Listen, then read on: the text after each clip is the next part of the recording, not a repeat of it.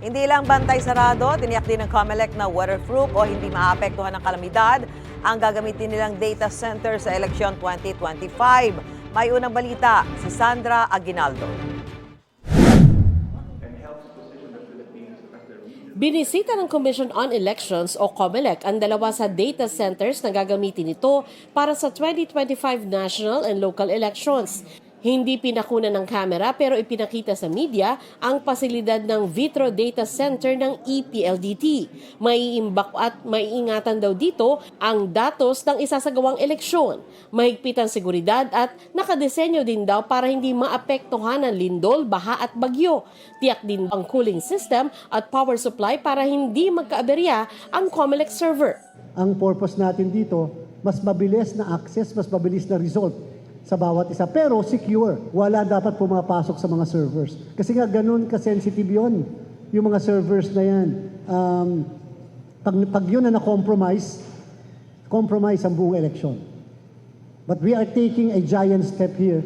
We would like to emphasize po sa bawat isa na pinapakita namin ito, hindi kami takot sapagkat the people deserve information. At ho ng mga data na itatransmit sa election, mga election returns, yung mga certificates of canvass, babaksak po lahat dito sa ating central server na nakahouse ho dito sa Vitro. At meron din ho ditong network management system na sa pamamagitan ng paggamit nito, lahat ho ng mga IP addresses ay mamomonitor po. Tiniyak ng COMELEC na nasa schedule sila ng paghahanda sa May 12 elections. Matatapos na ang registration of voters sa September 30.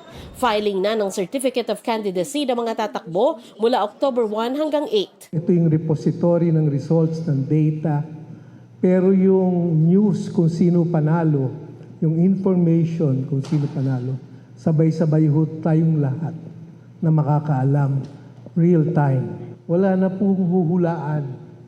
Sana po samahan nyo kami lahat dito. Inaasahan naman sa Biyernes ang desisyon ng COMELEC Legal Department sa preliminary investigation kay dismissed Mayor Alice Guo para sa reklamong material misrepresentation. May iba pa raw na nahaharap sa ganitong complaint sa COMELEC.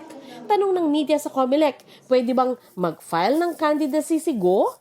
Lahat na magpa-file ng candidacy sa darating na halalan, tatanggapin po ng COMELEC ang kanilang certificates of candidacy. Kung malalagay sa balota, ibang usapan po yon. Ito ang unang balita. Sandra Aguinaldo para sa GMA Integrated News.